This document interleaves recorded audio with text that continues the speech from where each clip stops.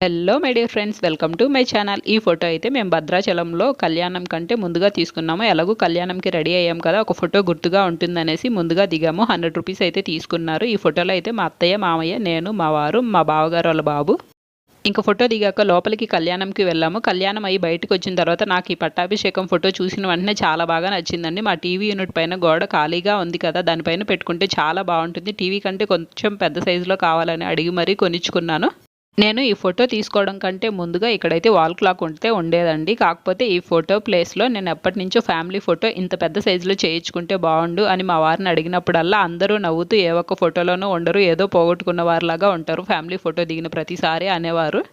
ఆ ఫోటోతో పాటు ఈ దేవుడి గదికి ఉండేటువంటి గార్లాండ్ కూడా అక్కడే తీసుకున్నామండి. దీని కాస్ట్ అయితే 350 పడింది. ఫోటో కాస్ట్ అయితే 850 పడింది.